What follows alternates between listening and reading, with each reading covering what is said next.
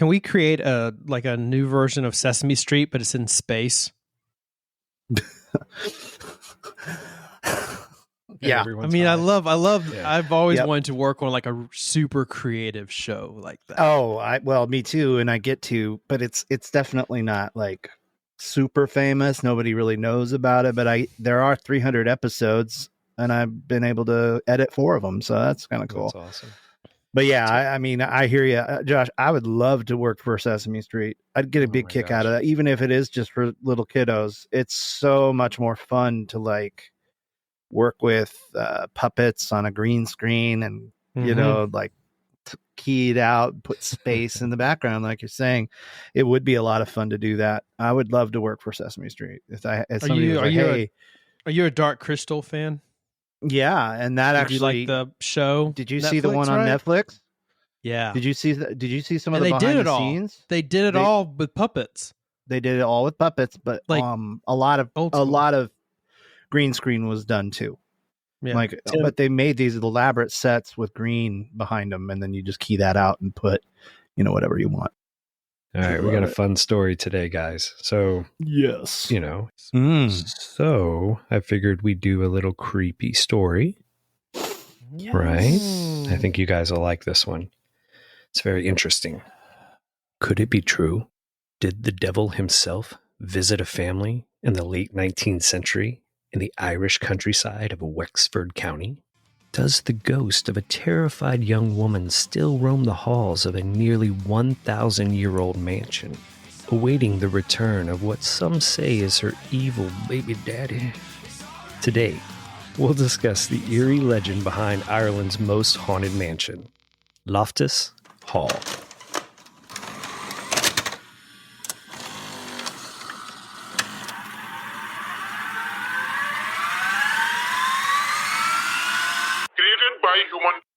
Now I want to do it one more time in Irish, in Celtic. And without me laughing, sorry.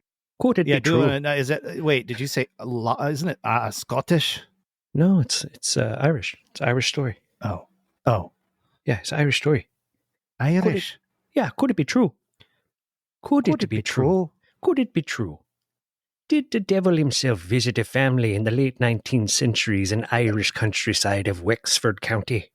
Does a ghost of a young, terrified woman still roam the halls of a nearly 1,000-year-old mansion, awaiting the return of what some would say is her evil baby daddy? Today, we'll discuss the eerie legend behind Ireland's most haunted mansion, Loftus Hall.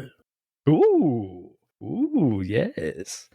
Loftus Hall. Northern Ireland or Island Ireland? Josh. That was the same question I had. Come on, guys. I don't know. Tim and I are on the same. We're vibing. Yeah, what now? Wexford County. I don't know. Somebody Google that. On it. Wexford County? Have you ever been to Ireland? Wexford County, Ireland. No, I've never been to Ireland. One of the countries I haven't been to, actually. Surprisingly. I've been there.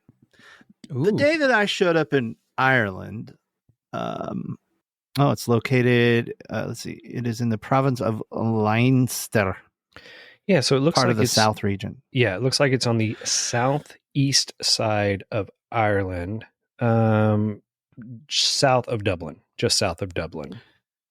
The only story I have of Ireland was after a long and arduous journey across the ocean.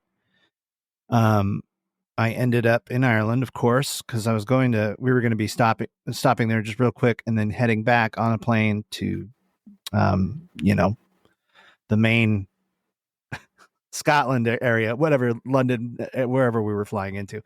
And I remember getting off the plane and I got into this little side room, an elevator door opened and a US, soldier dressed in camouflage and all that, and a few of his buddies came out of an elevator, which was weird because it was in an airport. But anyhow, they came out of the elevator and immediately the guy, big old Marine looking dude, barfs everything up in front of me. And I just remember thinking, wow, welcome to Ireland. Welcome to Ireland. Here you go. All we do is drink just and the party. biggest amount of barf you've ever seen. I mean, it was disgusting. just crazy. disgusting. Chunks, pink, yellow. Am I grossing you guys out? Oh, this is great. You really paid attention to that vomit. Yeah, well, was it on you? Did it get on you? It definitely stuck with me. No, thank God. I would probably barf too if it did. But no, I just remember thinking, wow, what an intro to. And then we went on to Scotland and got in a plane and went elsewhere. That's all I have. That's the only memory of Ireland. Was a man getting out of the elevator and barfing. Nice. Yeah, I've got really fun. I've got English, Scottish, Irish, and Native American heritage. Now, I've been to London, never Scotland, never Ireland. Would love to go someday. Yeah, same. Me too. Let's all go. Let's all go. And this podcast time, in Ireland. Hopefully, it'll be a little better. We'll have some Guinness. Pint of Guinness.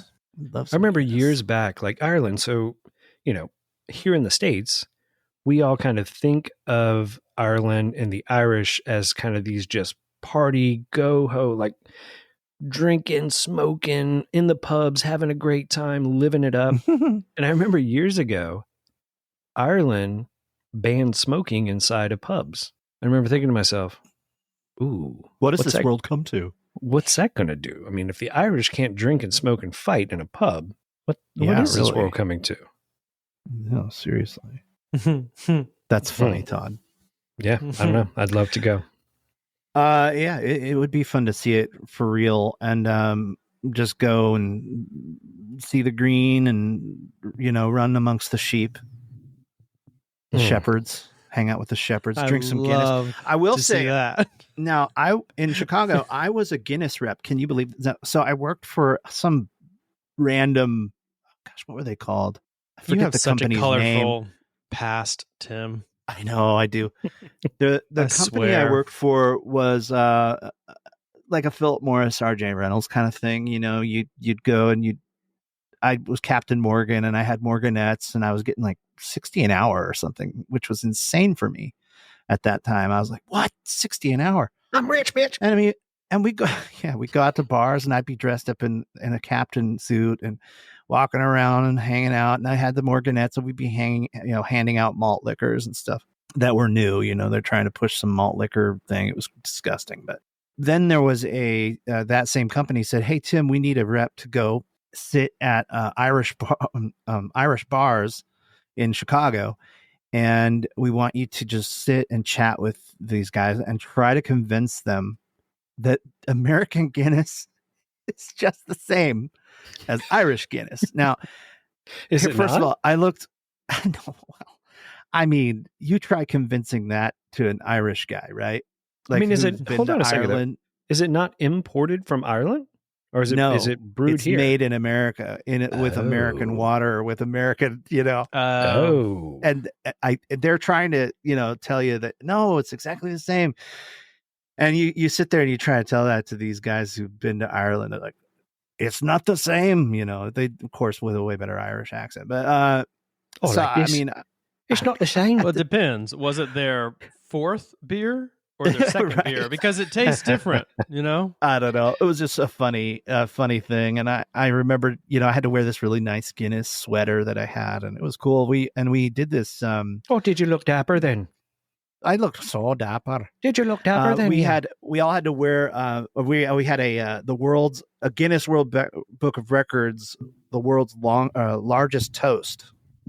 That was when I was a part of that. We had to all have a Guinness and toast with it at the same time on the same day, the same hour, and it was supposed to be in the Guinness World Book of Records or whatever. But yeah, that was my experience with Ireland. That's my experience. Isn't that great? Very nice. That's a great experience, man. Guinness is tasty, sort of. It's a meal. Have you guys ever heard this story, right? So there's the Blarney Stone. Yes. Right? Yes. That people go there to kiss the Blarney Stone. And apparently it's supposed to bestow a little like eloquence on you because Churchill, Churchill kissed it. So I don't know if that's part of it, but anyways, it's supposed to be a thing. Did you ever hear though, that the the locals go out to the Blarney Stone and pee on it? I'm not surprised. I am not surprised by that. Oh my gosh. This Oh Blarney my Stone, gosh. this Blarney Stone tastes like urine. Tastes like piss, actually. Hey, it's just more electrolytes, Todd. Yeah. Well, It's that's more fair. electrolytes. That's all. It is more electrolytes. Yeah, you're right. Sure he is. So what about this lofty mansion? Oh, Ooh, you're yeah. talking about the Loftus Do tell. Hall. Yes. Loftus Do tell, Hall. Todd. All right. Tell let me us tell more. you. Let me tell you guys a little bit about this Loftus Hall. Okay. Originally, a Norman knight named Raymond Le Gros built the castle on the Loftus Hall property in 1170. According to Atlas Obscurer, he wanted to assimilate into Irish society, despite having tirelessly fought to conquer its people and changed his name to Redmond. So this dude was like, I can't be Lagros anymore. If you can't beat them, join them. Join him. Exactly. And again, at the time, you could probably smoke in a pub. So it was Right. cool. So he became. Those were the days. Those were the days. Those were the days, I tell you what. Raymond Redmond. He became Raymond. Those were the Redmond. days. Oh, goodness gracious. Oh, when we all pissed on the Blarney Stone. Do you remember when we all went down to the Blarney Stone and pissed all over it and then watched the local Americans come up and kiss it with their lips? Those were the days. Those were the days, yes. But now we can't smoke in the pubs anymore, so forget it. Forget it. When the Black Plague arrived in 1350, his descendants replaced the castle with the modern day structure, a mansion then known as Redmond Hall. But during the English leader Oliver Cromwell's brutal conquest of the island in the 1650s, the hall was seized for English usage and taken over by the wealthy Loftus family, turning Redmond Hall into Loftus Hall. John Henry Wellington, hold on a second. You guys are going to love the length of this name. I think we should all have these names. We should go back to it. Okay. All right. His name, John Henry Wellington Graham Loftus, the fourth Marquis of Isle, began an ostentatious remodel of the entire mansion between 1872 and 1844. Encouraged by his mother, Lady Jane Hope Vere Loftus, the lady in waiting to Queen Victoria. Right? That's kind of okay. That's a big part of history right there. This is the lady in waiting to Queen Victoria. Man, Big deal. big deal. The family had received word that there was a chance Queen Victoria might visit on a tour of Ireland. Keen to impress, they spent huge sums of money on the house. New flooring, hot air heating, flushing toilets were all installed. The full cost of the work plunging the family into financial ruin. This part, I love. This part's interesting. You're going to love this. You guys ready? All right. All right. Okay. All right, here we go. The grand oak staircase in the mansion took more than 2 years to hand carve and many months more to Man. install. They say not one nail was used to put it together. The only similar staircase in existence today is in the Vatican, and the third went down with the Titanic. Ooh. Creepy. Is that not creepy? It's like Nice. Ghostbusters-ish right there. It's Yeah, they're- beautiful. I just looked it up. Oh my gosh, it's a gorgeous staircase. Yeah, if you Yeah, haven't looked it beautiful. up, It's one of the look it up. prettiest staircases I've never seen a staircase like that. So no Um, nails. Yeah, it says no nails. It's constructed. I mean, it took 2 years to construct it and months to install it. No nails. You ever seen? Oh gosh, like what do they call them? Oh my gosh, it's a weird term for dovetail joint. Have you ever seen like in Japan where they make all these exotic dovetail joints to shove because they don't really use nails either. A lot of their wood is just shoved together, pieced together, and it's all really immensely complicated dovetail joints that once you've locked it in, forget it. Like you're not That's it. pulling that thing apart. Well, you could. It's just, that makes me think of what what you're talking about. Oh, absolutely. And you got to think too, that kind of construction, right? That kind of time to put in to craft this, that's money. Well, somebody was a king, right? Didn't you just say the queen? Well, they were hoping she would come, correct? Right. Did she ever come? Well, let's get to that. I'm being Tim now. Jumping ahead. I'm endangering the mission. I shouldn't have come. All right. Downstairs, an intricate mosaic tiled floor was laid beyond the front door. According to the rather gory legend, 2 Italian tilers were brought to Loftus Hall to lay the floor, creating the complex pattern and artful designs that can still be seen today. Get this. That's amazing. When they were finished, instead of rewarding their craftsmen for a job well done, the family removed. What those assholes do? I'll tell you what the assholes did. What those guys do? Well, let me tell you. It's going to be nasty. Hold on a second. The family removed the 2 Italian men to the field in front of the house and severed their hands so that they could never recreate the tiled pattern in another property. What? Yeah. That's similar to... That's just mean. That's similar to the story about the builders of the Taj Mahal. Why were people so weird I've heard of this before. I mean, they did stuff like this in the past. It makes me wonder, like, is it a myth or did they really do that? I don't know, Josh. I mean, I kind of feel like they would do that because you got to think about it. I think today we value people more than I think ever in human history, right? Even though there's crazy stuff, I believe that to be true. They still had I mean, they still kind of do, but they had a caste system. Even if you didn't say it out loud, there was a sense that there was levels of humanity. Oh, without a doubt. Oh, certainly. And they absolutely believed that. Like that was common.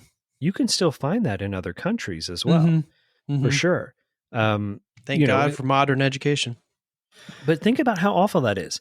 Obviously, this family had money at the time. Looks like they blew it all on these renovations, however.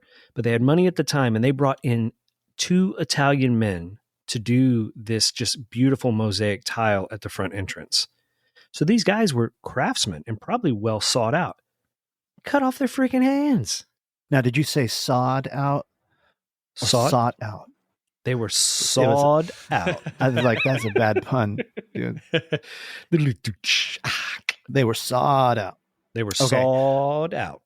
Man, that's an amazing. So that's just creepy. And whatever happened to those? They're not haunting the halls of this place, obviously. Although maybe, right? Maybe I don't know. are. Maybe there's specters of people without arms and hands or whatever. Yeah, if you ever go there and you see some dudes without hands, the handless ghosts. Yeah. The handless ghosts. What's this place called again? Remind us. Remind everybody what this. This is Loftus Hall. Thank you. Here's the downside, guys. All that they did. The money that they poured in, the construction that they did, the cutting off the hands of some Irishmen. Queen Victoria never showed up. She never came. Of course. Yeah. Mm-hmm. As a result, they were broke. The Marquis died young, and the family were forced to sell the property to an order of nuns who set up a convent school in the building. After a series of unexplained deaths, 2 which occurred near the staircase, the nuns vacated the property, and it was sold to a hotelier. Did he get all the info on it? Like, do we know? Does he learn about all the hand cutting and stuff? It's super funny that you say that, because we're going to talk about that at some point. Okay, chill out. Pump the brakes. Man, I'm so sorry. Gal.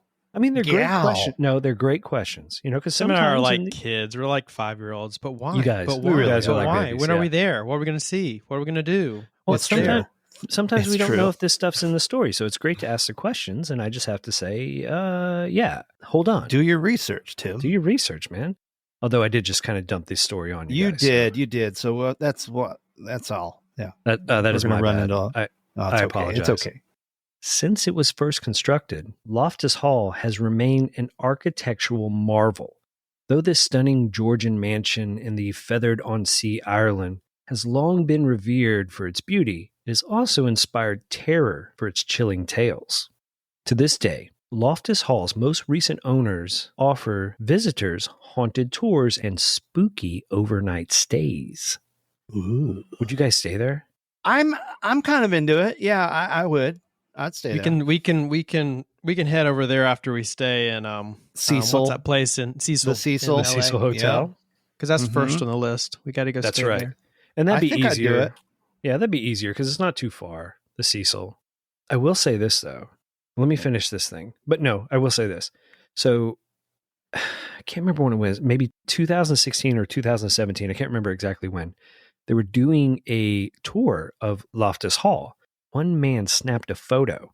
And in this photo, it's from the exterior, kind of from the drive coming up. In the exterior, you can see some people walking by a front window. And in that window, you can see the apparition of a young girl and an old lady. So if you guys get a chance, Yeah, I'm looking at Google it now. that.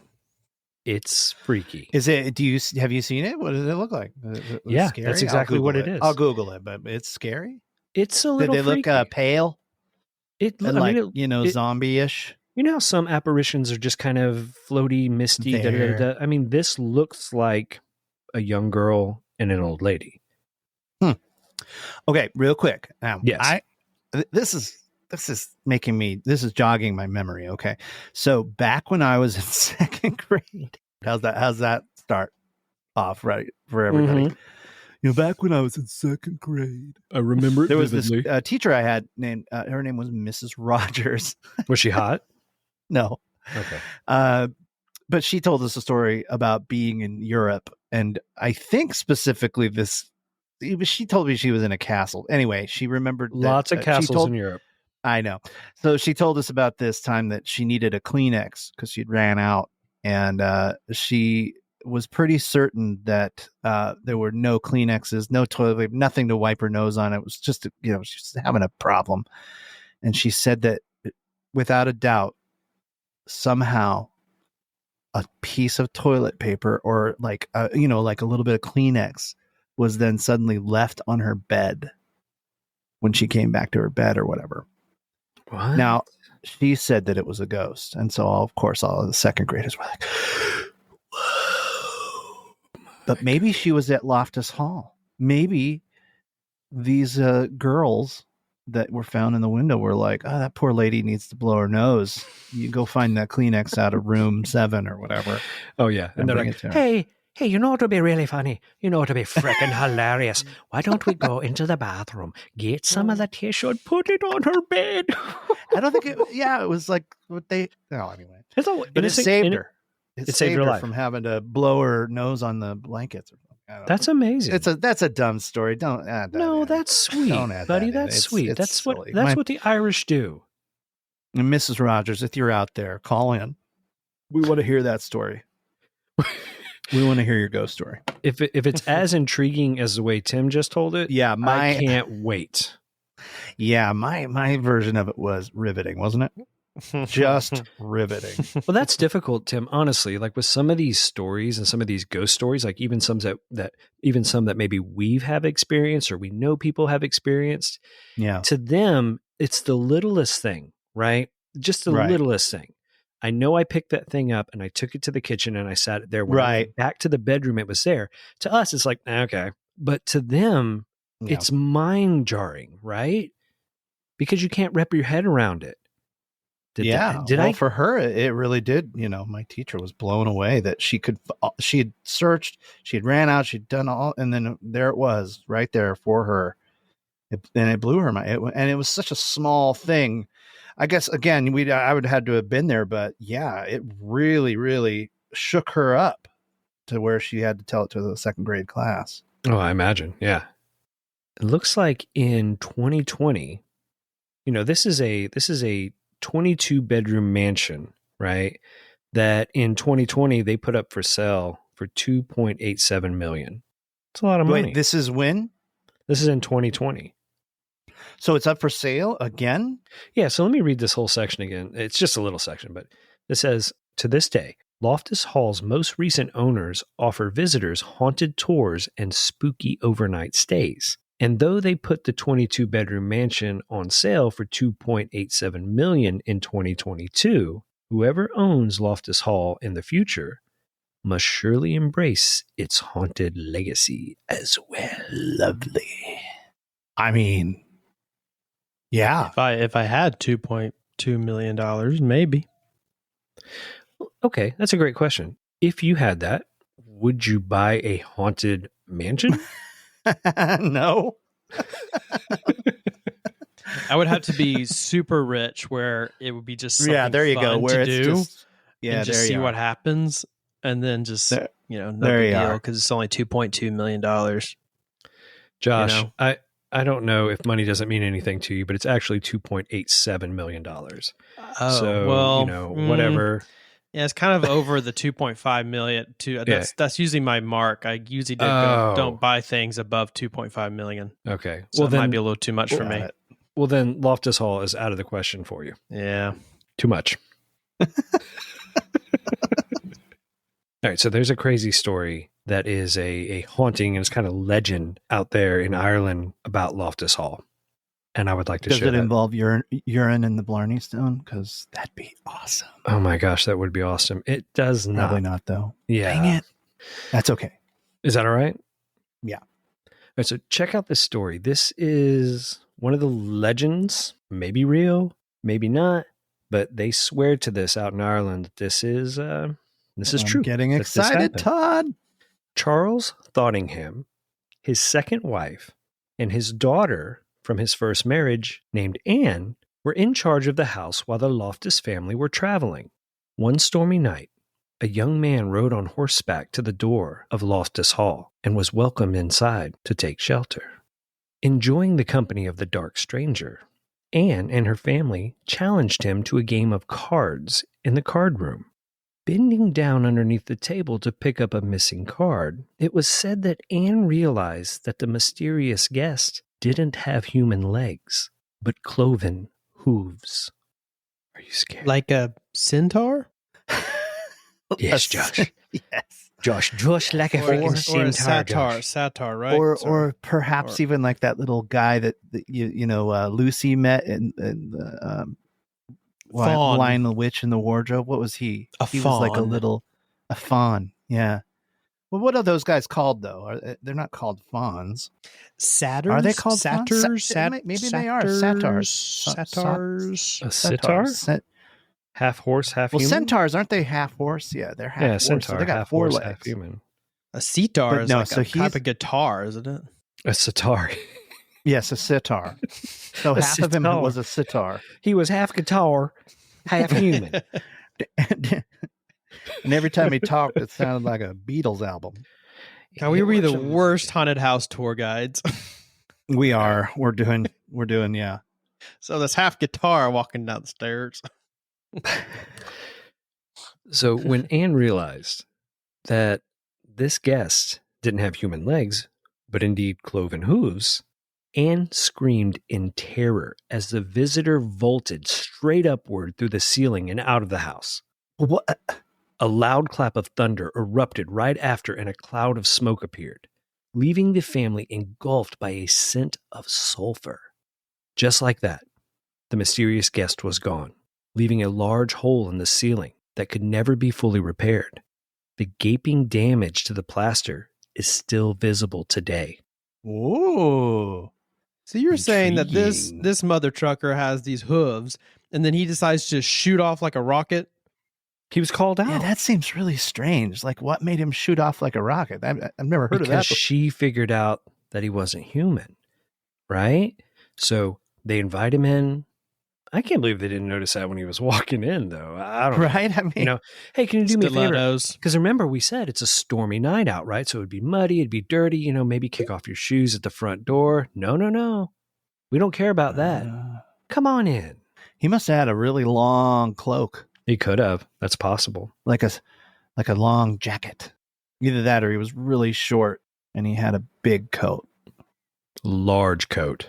a And big old coat. stilettos. Biggest coat I've ever seen. Or platform And shoes. I guess when you're looking at somebody, you're not necessarily looking at whether or not they have hooves. And even if you did look down and see that they had hooves, your brain would probably be like, that can't be right. Maybe I it's don't just know. the top of the shoe. Well, this freaked Anne out so much that she never recovered from the incident. Really? Yeah. What happened to her? Well, How do you not Pining. recover? check this out, though. This is where it gets a little kind of weird. Not that it's not already weird. It gets a little more weird.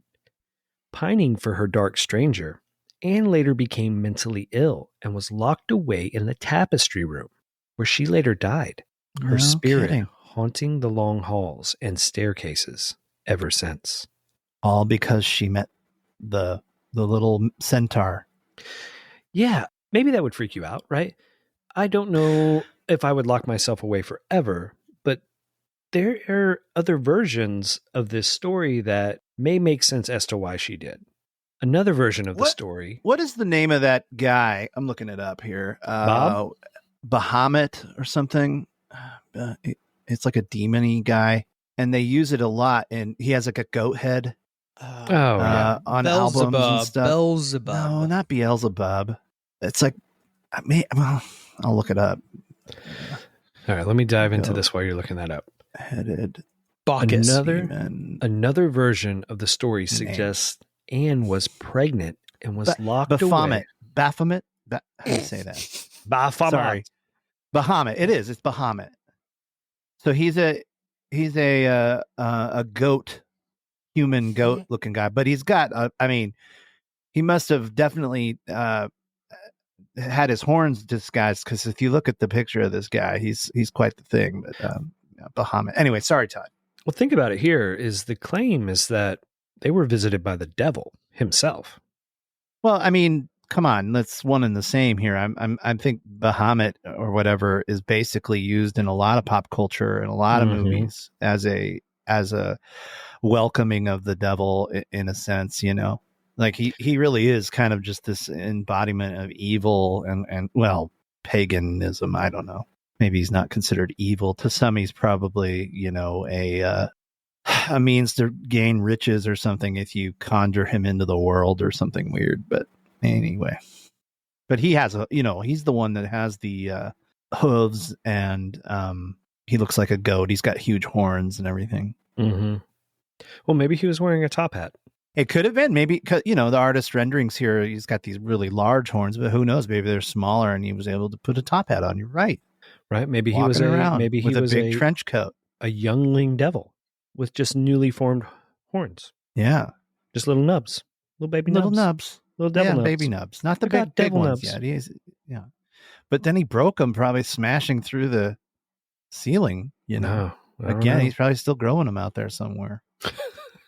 So this girl meets, let's say, Bahamut, and just basically, let's just say the devil goes nuts. The devil, and she goes nuts. Now, perhaps maybe that's like her interaction. She became demonically possessed too. That's quite possible as well. Know, maybe she needed an exorcist, and maybe but she died. Maybe like figuring out who this guest really was, attach them together somehow. Because get this, there are other versions of the story that suggest Anne was pregnant and was locked away by her father and stepmother to avoid a scandal. Some have theorized that the legend of the devilish visitor was fabricated to hide a scandalous truth, that Anne was impregnated out of wedlock, potentially by the visitor, and subsequently let her baby die. I mean, basically what they're saying here is that a visitor did show up. It wasn't the devil, just some dude that impregnated their daughter. And because of the shame of it, you got to think about the time. I mean, this is the late 1800s.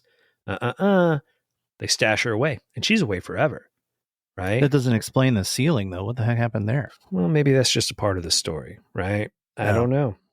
Maybe a tree fell through the ceiling. And they just tied it all together. It was a rainy night. It was a rainy night. Stormy night. And I guess it's a good out for the family, right? Oh, yeah, the devil. She noticed he had hooves. Literally, it was just a tree smashing through the roof, but they used it. They were like, dang, that was timing. That was good timing. Oh, absolutely. And because it was the devil. No. Oh, no, she didn't get pregnant. No, the devil arrived. The freaking devil. She saw the devil's toes.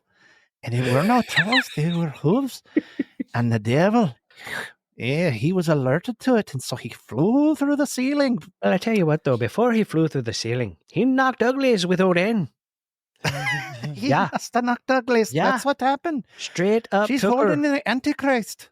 took her body She's got over the the card Antichrist table. in her. Yeah. She's Mm. pregnant with the Antichrist. He took her We've body. got to leave her in a room. She's crazy. She's nuts. Holding Yeah. on to that Antichrist. Yeah. She is The giving birth. devil's born. But that's even a thing too. So, okay. Yeah. Check this part out. Oh, yeah. Locals say the skeletal remains of a tiny infant were once found in the walls of the tapestry room during a renovation, and it remains a center of strange activity. Okay, now, think about this. Let's say maybe it was a devil child. They got to get rid of it. Or she's impregnated out of wedlock. They've got to get rid of it. They still got to do it. They still got to do it. So when they It's do too much this, shame. it's way too much shame for old Anne. But when they do this, Anne is devastated. So I think the story, there's probably some legitimacy to some of the story. Postpartum depression going on for one. Right, absolutely. So I think Is that how you say it? Postpartum? Postpartum, yeah. Postpartum, yeah. so if the truth here is that Anne was pregnant somehow, either by the demon, the devil, or out of wedlock, the family has to get rid of the baby. It will bring shame upon the family, right? So that's what they're saying here is that, she locked herself in the tapestry room and, probably when this baby was born, the family did away with the baby. And maybe they did put it in there. Maybe the family didn't know she was pregnant and she did something and put it in there, right? But legend says that during a renovation, they found a tiny infant skeleton. Creepy. That'd be Yeah. creepy. Either way, you can understand why Anne's spirit And spirit's stuck. and It's spirit in between. is It's in there. the in between. Absolutely. So again, kind of when we talked about that lady in the window, the young lady in the window from that photo, that may be Anne. Now I'm going to rabbit trail real quick. Okay. Do it. Just a Do real it. quick rabbit trail. Freaking do it. Let me do this. Freaking Let me go. rabbit trail, Yeah, dude. do it. It's something I read about in so you could Google it. You Google the Book of Enoch, right? Book of Enoch. It's an apocryphal kind of literature. And the Book of Enoch's really interesting because it's talking about Genesis 6, which has a lot to do with very strange potential future episodes that we should talk about. But Nephilim, Anukai, the offspring of Anukai or Nephilim. So angels were having basically the big long story short, angels looked upon human women, said, let's have sex with them. They recreate, they have hybrids, right? And that's what the Nephilim, I believe, are known as. They were a hybrid offspring. That's right. But there's an interesting passage in the Book of Enoch that I think really, and this would have been prior to any of this, right? This is like right after Adam and Eve, if you will, or just the beginning of humanity. There's a little sentence in there that says something to the fact that the Nephilim, when they die, aren't welcome anywhere. And that is why they're known as evil spirits. That's why there are these evil spirits that live on the earth. And I want to, maybe perhaps like, I think that a lot of these hauntings, it's interesting, like the Nephilim, this evil spirit, these evil things that are just not welcome anywhere, right? They're just destined to wander in kind of this nebulous place on earth, like maybe spiritual, highly spiritual, but not ever entering physical ever again. So they're bored out of their mind. And what they do is they find these stories like this little gal who went crazy, and they basically use it to do something to a structure, right? So I would say any kind of extreme form of, and I would imagine they're drawn to negative zones, right? Negative circles around the world, right? There's these cesspools of negativity. I feel like that's what we're seeing in any case that deals with some sort of specter or ghost. I really do think that it could be what it would be explained And that's why we see all these weird, there's these people who have this house and something bad happened there. It's always something bad happening there.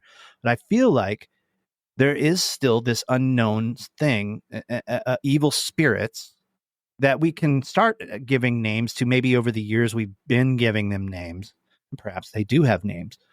But I do feel like they are a part of what the Book of Enoch was describing. There's these beings, they just have nowhere to go. They're not welcome anywhere, and they're stuck here. And why not take on forms of dead people? Why not take on, they're the things you contact when you're doing a Ouija board. They're the thing that got stuck in the Amityville horror house, right? Mm-hmm. Where wasn't it the same kind of just darkness over a home or a structure? They're able to recycle it in their boredom or in their just whatever. Their sole goal now is to basically just mess with us, right? Are y'all jealous of our Miyazaki situation. fans? Spirited Away, Howl's Moving Castle. Yeah, I like what I'm those. talking about? Those are fun. Makes me think of Spirited Away, the hotel for all the spirits. Yeah. Well, and I mean that all connects. I still think all these evil spirits we're talking about in the Book of Enoch, which isn't necessarily proven to be a real authored really by the guy Enoch, which Todd, an interesting story to talk about someday would be Enoch. He's a guy who never died. In Genesis, it's like he was well loved and he never died, and God takes him out of the earth and basically shows him stuff like, hey, here's purgatory, here's here's where I put bad evil, and here's where I put the good, and then, oh, by the way, I want you to tell all of the Anukai who have fathered, if you will, in quotes, a hybrid offspring, the Nephilim. When the Nephilim die, they're not going anywhere. God wants them to know they're doomed. And I bet you there were hundreds and thousands of them, that were fathered by the Anunnaki. And they live on our earth, roaming to this day. I mean, they're just a spiritual essence that has nowhere to go except to mess with humanity. And I get what you're saying, and I could see that I could see that could make some sense for sure. They're destitute to roam the spiritual realms of Earth, right? Playing however they want to play, distorting reality however they want to do. Perhaps they bring a crazy person with them too. I mean, maybe that's part of it too. They go, oh, hey, they latch on. It's kind of like the whole exorcism, right? They take and latch on to somebody, and that somehow maybe taints the soul of that person. Perhaps they get drawn in too. But and that's what I was swallowed up for all we know. Eaten. Sure, and that's what I was going to ask you there. So I can get that. Let's say that there were tens of thousands of these Nephilim that are now roaming the earth. But how does that also equate to loved ones here dying? Like the story of Anne here, that, eventually she dies in the home and she still wanders the halls at night. So are you saying again, that? I think it's are you saying that no new spirits are created? That they're all Nephilim? Well, I don't know. I'm just saying I think a big portion of why we see the paranormal in this sense, it could be a very it could be from the very book that I just mentioned. It's like, oh, guys, by the way, you're going to see a lot of this weird stuff. I mean, think about it. He wrote this probably way before maybe even like what would be called the flood, right? Or we're talking ancient Sumerian like times. Sure. He's in that time where it's strange and we don't fully get like what actually happened, right? We just get glimpses of it. We get little tidbits. I think too, if you're going to say that there's a plausibility that some book, the Book of Enoch, that wasn't even put in the canon, right, was kicked out of the canon altogether. Now there are some mentions of Enoch, but the in-depth Book of Enoch was not included.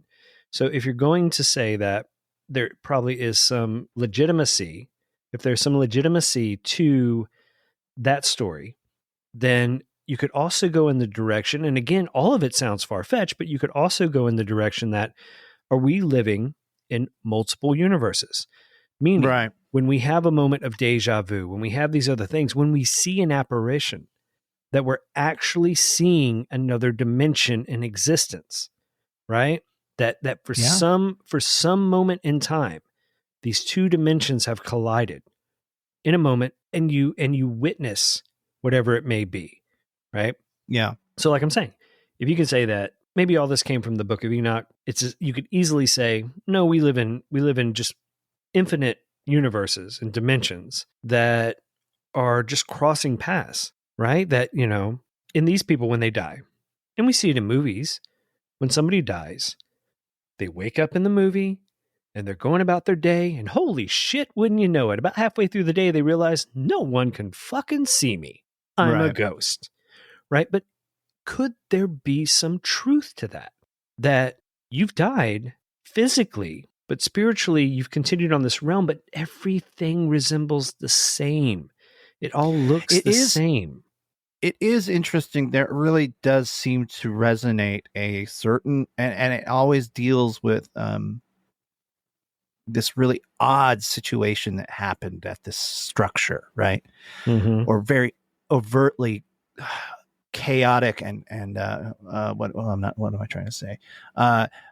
Always okay, like whatever structure you're dealing with that's haunted, there is an insane amount of bad energy, let's call it, around it. The history around it, the kind of people who owned it and did things to other people and murdered, and maybe that's just the Hollywood version of it, but it definitely does seem to coincide with really bad like energy or just a negative history. So I don't think you ever have.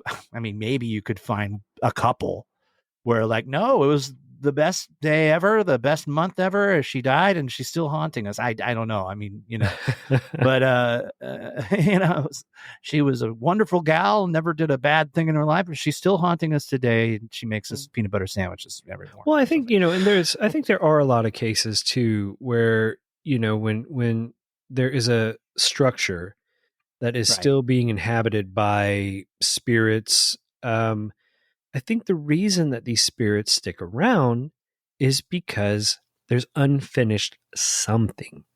Maybe they were murdered that's there. Definitely a Hollywood trope, right? But I don't know. But I mean, if you think about it, because otherwise, if we believe that there are infinite universes, infinite dimensions, and so many different religions around the world believe that there is a heaven, all called different things, but there is an end goal, right? If you're a human here on Earth and you meet your demise, but in meeting your demise, you're at peace with it. You're at peace with it. So you move on to the final level, right? You go to heaven. There are other Nirvana, people. And I don't think all of them have to be demonic and evil and all that kind of stuff. I think it's quite possible that there are spirits roaming this earth that are just, there is unfinished business. They're broken. They're broken. Something's wrong, right? And even like you said, from the Hollywood they're trying to warn the family about a future at some point, like I think Jennifer Love Hewitt's going to show up and she's going to show us all what's really happening. And she's talking to them and, they're explaining like, listen, I had this book that I didn't return to the library and it's underneath the panel in my bed. And you've got to get it. You've got to back get to it. the library. And then I can ascend. What was that movie with Michael J. Fox a few years back where he could see the, dead people? It was actually really good. Oh my gosh. I can't think of it. With Michael J. Fox? Oh yeah. It was he died. Oh no, he doesn't die. He's just really this weird kind of guy. I have to look it up. I want to say Shivers or something like that. It's a great movie, but it has a lot of that as a trope for, all these souls are trying to figure out, what to do or they're stayed behind to help Marty or his character in the movie. I call him Marty. Whoops. That's back Marty McFly. Marty. And Doc's there and he's a ghost. And, you mean to tell me we're in the future? No, you're dead. I'm sorry. No, you're dead. That's a different film, Michael. Different film. I think it's called Shivers or something. It's a great movie, but it has a lot of that, where the the souls stay behind because they're not ready to leave, and it isn't until. I mean, they've got, movies always do this where you get like this glowing light above the soul, and they've got like mere seconds to decide whether they're going to take the train home or are they going to stay. And Ghost did it, right? Wasn't that with Ghost? Michael J. What's his Fox? face? I think Michael J. what's- Fox was in that one too. No, come on now. What's his name? I know Demi Moore. You talking about Patrick Kevin Swayze? Bacon. Swayze. Yeah. Yeah. They did same tropes there. So maybe Whoopi Goldberg. Yeah, Whoopi. She was in it, Whoopi yeah. in it. And by That's the way, that same kind of thing where, you have a chance to leave, but he's going to stay behind because he realizes, his girlfriend's in trouble. So, by the way, the Michael J. Fox movie you're referring to is the 1996 hit classic, The Frighteners. Frighteners. That's it. Thank you. Huge. Good movie. Good movie. It's funny that you made say by a that. really good director too. I wonder if that's one of those that holds up the test of time, because I remember watching it too and going like, people didn't like it at the time. Do you remember that? Yeah. It didn't do well. Yeah, it's weird. It was a weird one. It was like weird, dark comedy. but I remember watching it going like, oh my gosh, I actually like this. But I do wonder now, I mean, 96, shoot, that thing's almost 30 years old. I do wonder now if you could fire it back up and if it holds the test of time, or if it's like. It does. I've seen it a few times. I've liked it. I really like it. There's some great acting in it. There's the bad guy who's in it, or whatever. You've seen him in a lot of movies too. You see him and go, oh yeah, he's that guy. But there's a lot of great characters in it. A very over the top kind of movie. Slightly silly, but with the dark overtones. Mm-hmm. So it's good. It's great. It's got a bunch of great actors in it. Highly recommend it. But it has a lot of the tropes that we're talking about. This idea of spirits being stuck here because they didn't, they got something to complete or something to do. Or by great actors, are you referring to Jake Busey? Yeah, there's some. Yeah, wasn't he? He's like one of the. There's some good people in it. They're character actors. Not a huge fan of Jake Busey. Isn't he in Starship Troopers? Isn't that him? Maybe. Jake Busey. Jake Busey looks like his father, Gary Busey. I mean, looks just like his father, Gary Busey. Okay. Is it? Yeah. How do you spell Busey? Busey. Is it Busey? Yeah, that guy. Yeah, he does a great job in the movie. He's really good. He's kind of this creepy, ghoul. And then it's got the Addams know family, that they were related. Astin. John Astin's in there. You didn't know that Jake Busey and Gary Busey were related? I didn't know. I didn't do that. They both have the last name two and Busey. two together. I didn't know that. See, I Jake just looks kind of just like his dad. He does look like his dad. I mean, it all makes sense now. Just at the time, I didn't think about it. Are you going to tonight? Are you just going to binge Jake Busey movies? I think I will. I would if I. I mean, there are a lot of good ones. Like, look at here. He's in Stranger Things, Starship Troopers. He's done a lot. Roadhouse 2. I mean, Frighteners, Tomcats. Wow. That was a good one. Yeah, right. Roadhouse 2. You just said Roadhouse 2. Come on. I did. No one even knew there was a Roadhouse 2. I know. It's probably straight to DVD. Oh, 100%. Roadhouse 2 came out get back to your story. I'm sorry. I derailed us. I just wanted to get that concept out there that, there's these evil spiritual. Anyway, now we switched on to Frighteners. What? But so go back to this house. So what else happens? So, all right, this evil spirit takes this lady. Yeah, or it's just we're now moved on to what's going on with this house. Kind of now. Okay. Yes. At one point, do you remember mentioning like, oh my gosh, do they have to disclose that this place was haunted? Remember that when you asked that? Yeah. Mm-hmm. Do you remember that Jake Busey was in The Frighteners? Yes. Okay. I do now. All right. Perfect. Okay. So in 2011, Shane and Aidan Quigley purchased Loftus Hall for $800,000. No big deal. That's not bad. That's affordable. We could put our money together and do that. Josh totally has that. Josh, that falls under your 2.2 million.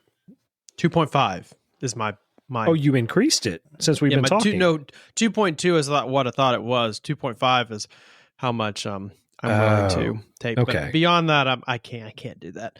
I've got cats to take care of. Yeah.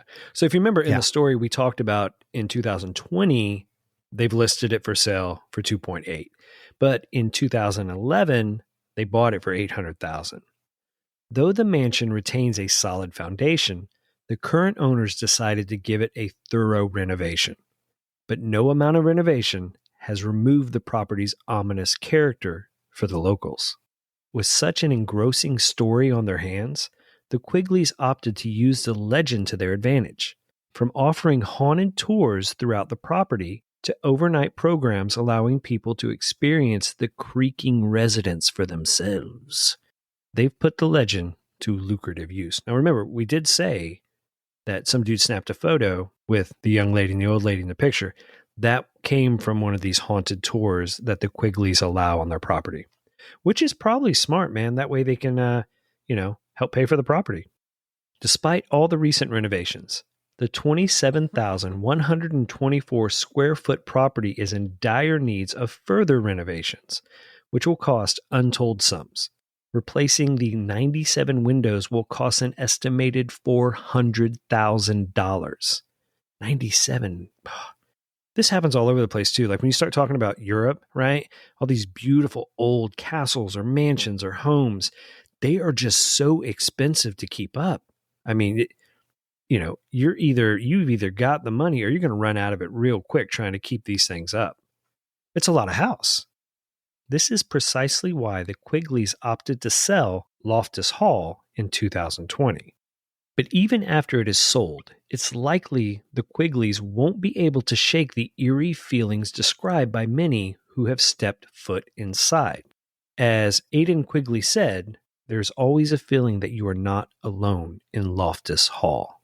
You always feel that's nice. I like that. You always have a little. I bet you the little spirit on your shoulder, like a little parrot. Like I got my little spirit with me all the time. Yeah, just chilling with me, or either that, or all the paintings. One of the paintings, do that thing where their eyes move.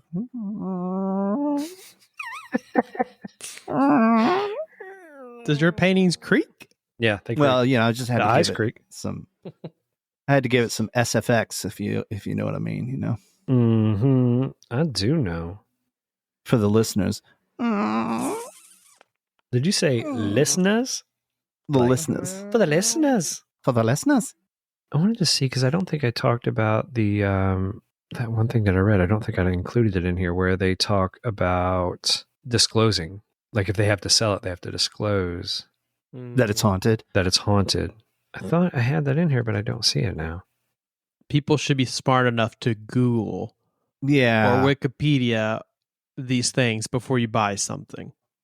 Right. Especially that big. That's fair. And I would assume it's a historical landmark, correct? At this point? I mean, I don't know how Ireland does I don't know. Stuff, yeah, I don't know how Ireland does it. If it were here, it would be considered a historical landmark for sure. But then you have to think about that. Like, so let's say it is a historical landmark, but no one who owns it can keep up with it. What happens? Does the government step in to keep it up? Is the community and the taxpayers willing to give tax money to keep up with some old rich asshole's house? I wouldn't be down for that. Now again, right? Like I love history and I love old structures and I love old. I'm not a fan of new. I love old. But I will say this. I wouldn't want my money going to fix up somebody else's shit. Is that just me? Am I wrong? I definitely think that you'd be pissed. Yeah, I'd be pissed if I had to fix up some old crap around town. But is that, I don't know enough about the law over there. I don't know enough about how they would do things. So, I mean, if they do, that would suck. Yeah, it would suck. So what happened to the two guys that you said they went in and they bought it? Is there any other news about it now? Is there modern stories or people? I would think there's a cable show that probably already had an episode where they go to the Loftus. Oh, I'm sure. Castle Manor thing. Yeah, I'm sure there's been tons stay of the night different there things. and try to capture, set up all their gear and Oh, for sure. Yeah, I'm sure there's been tons of things like that where ghost hunters have gone out there and all that to try to catch catch Anne, or catch the handless Italian It's Mario and tile Luigi. makers. Oh, it's some Mario.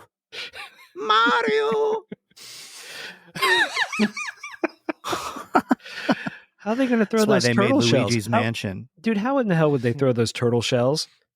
Right? Their hands have been chopped off. Their hands are gone. Their hands are gone. Poor guys. They shouldn't have ever created that tile. They were the tile guys. Yeah. Tile guy. Dang, man. I know. Can you imagine? That is dark. That's just dark stuff right there. That's super dark. Being punished for doing your craft, like you can never do it again. What did they do? They at least like feed them forever. Like, hey, we're gonna take your hands, but here's some stale bread. I mean, that's a fantastic question, because what happens there, right? They can't feed them, so they can't. Well, not do even anything that. anymore. Like they take these dudes outside, they chop off their hands, and then what? Go have fun back in Italy. Yeah, I mean, you think like right. They get to the you chop ticket somebody's counter. hands off. Yeah, they get to the ticket counters. They're still in Ireland. They're like, oh man, we got to go back to Italy, and they're like, dude, where's your hands? It's like, oh shit, I can't talk about it. I'd love to, but I can't. They're Where's your Irish hands? Italians. I don't know. I can't do it. Do Italian. Somebody do Italian. Just do Mario. Hey, let me tell you It's something. me. I just got to the I saw my counter. hands. Have you seen my hands? Excuse me, sir. I understand you want a one-way ticket back to Italy. A couple questions. Would you like coach or first class? Secondly, where are your hands? Oh, let me tell you what happened to my hands. I was doing some deck of tile, and it was very nice. And then they came in and they kicked me outside. They gave me a sandwich. I ate the sandwich, and then they chopped off my hands and they sent me home. It's terrible. It's awful. That's terrible. Yeah, it's awful. All right, here you go. Back to Italy you go. Okay, see you later. Hope you don't get an infection. Do you want to know who chopped off my hands? You want to know? Oh, for sure. Tell me. No, you don't Who want was to it? know. No, you're supposed to say. I do. no. I want to know. I I don't- don't want to know. I don't know. Never mind. Please tell me. Yeah, it was. I don't want to do tile work for him. I was just thinking about getting into tile work. I thought, what a lucrative business, but Don't do it. No, it's awful. Don't do it.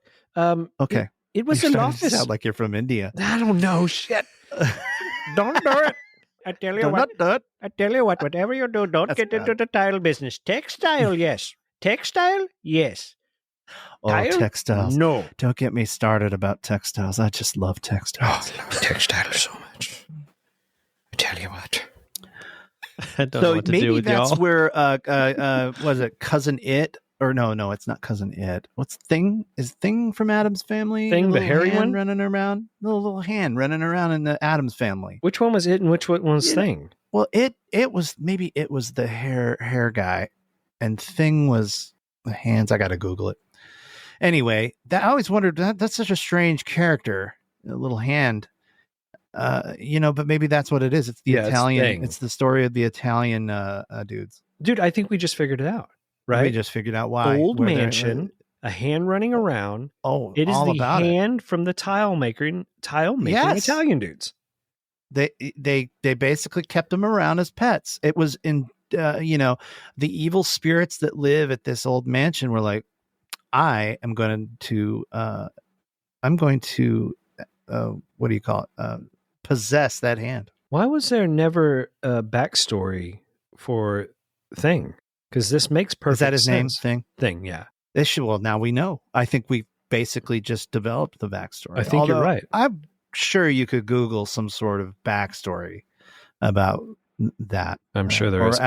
I'm sure there is a definitely a Cliff Notes version out there of why Adam's Family did make the choices that they made, with their characters. I'm sure there's some big, well thought out reason.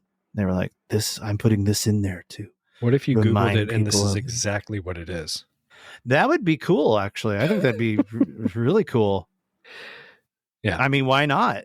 Hand kinda of an fun. Italian man. Mm-hmm. We came up with the origin story right here on this podcast. Well, hold on, That's guys. how important we are. That is how important we are. And one thing I do want to point out that I don't think either of you gentlemen, maybe our audience hasn't thought of either, is that the Italians are known for kind of losing body parts. if you think about all the beautiful statues throughout the Vatican, oh yeah, Dick and Nuts gone. Dick and Nuts gone. Nuts. Ding, da, ding, da, ding. Okay, well, those are easy to take off. I am going to share this with you real quick. Tim, I believe you've been to the Vatican. Nope. No, Josh. Mm-hmm. Josh has been. Yep. Okay. I think Michelle has, my wife. So Very Josh, big. you remember when you're walking through the Vatican, they have all the statues and all their dick and balls are gone. The junk is gone, right? Mm-hmm. Josh doesn't remember. No. Well, I mean, that's all throughout, not just the Vatican, but yeah, it was a thing where they would just like cut them off because it was just not decent. Right. Yeah, True. Exactly. So I remember asking our tour Or put a guide leaf on it. as we were going through the Vatican, I asked our tour guide, like, okay. Yeah. I mean, I remember reading about why they did it, but I was just inquiring, like, hey, just between you and I, what they do with I don't want to sound weird here. What they do with all those ceramic dick and balls? She said, seriously, they have them in a box somewhere in the Vatican. They're just sitting there. Whoa. In a box. They do with all the eunuchs too. Way down I in the know. catacombs of the Vatican, There's just a box somewhere in the Vatican, probably in the Pope's office. right next to the UFO they got. Oh my gosh. Well, think about this too, guys. I mean, this is all tying together. That staircase, the only one still in existence, not the one At that went the down with the Vatican. Titan. It's at the Vatican with all the dick and balls and these two Italians' hands. Wow. We figured it out. Not to mention as to why there are evil spirits that still roam the earth. Yeah. Yep. Take that, Nicolas We did Cage it. and Tom Hanks. Yeah. We figured it out. Yep. We figured it out. Case closed. Case Drop closed. a mic.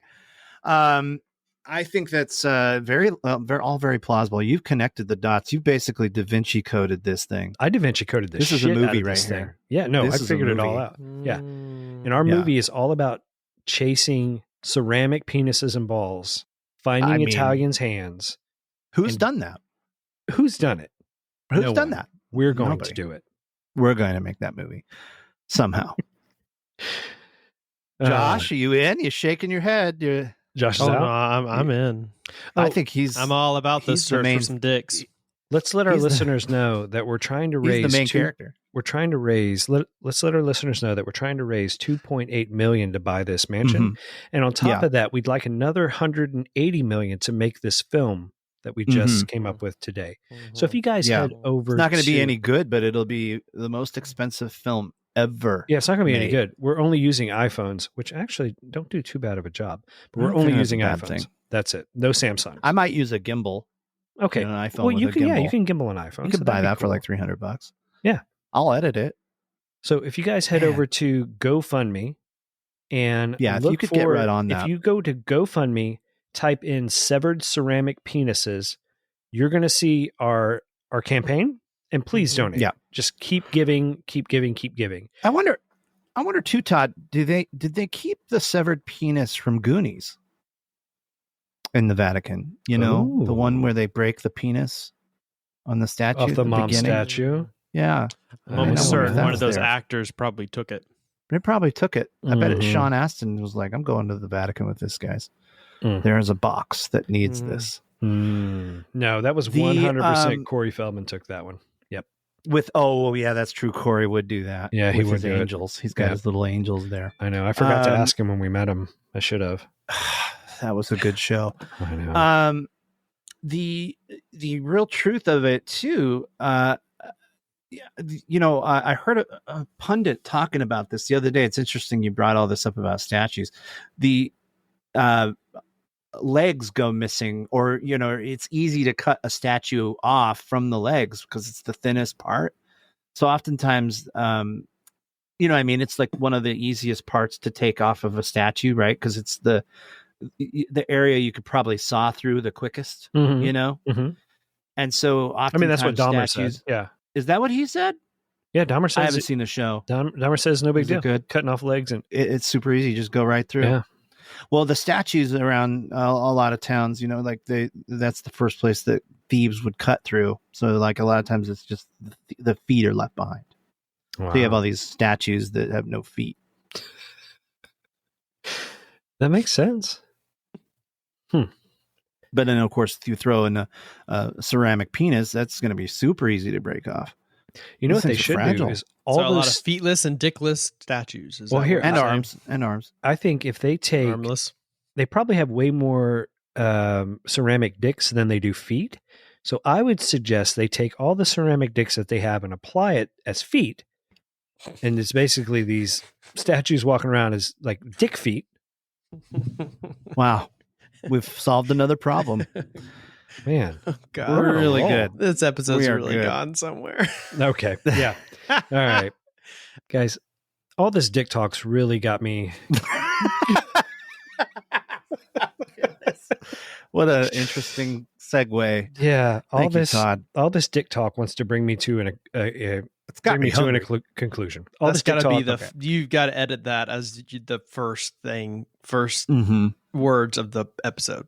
Yeah, that'll really shock people. All this dick talk has brought me to this conclusion. There must be some reason that humans are drawn to strange, bizarre, and terrifying stories. Is it because we have the cognitive ability to create such fantastic tales? I could see that as a plausible explanation.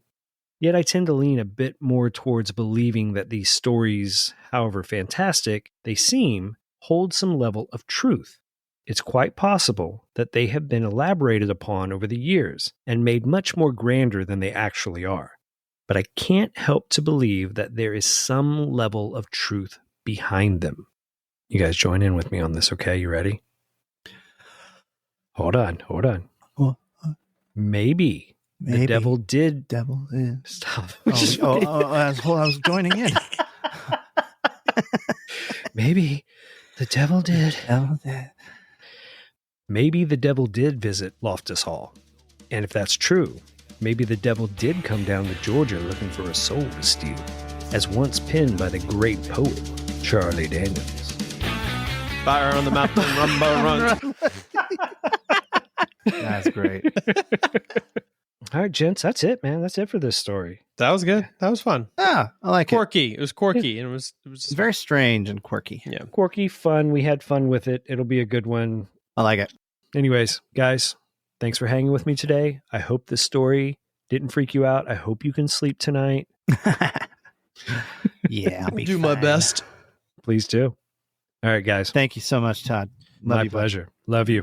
Good seeing you, Bye-bye. Good seeing you too, Tim. Bye. Bye-bye. Bye. Bye. Bye. Bye. Bye. Ah, my hands. Be sure to subscribe to the Created by Human podcast. Leave us a review. Follow us on our socials at Created by Human. Head over to createdbyhuman.com for additional information. Sign up on our mailing list and check out our Created by Human swag. Does it just sound like gibberish? We'll be back next week with an all-new story that is sure to make you question, is it true or was it? Created by Human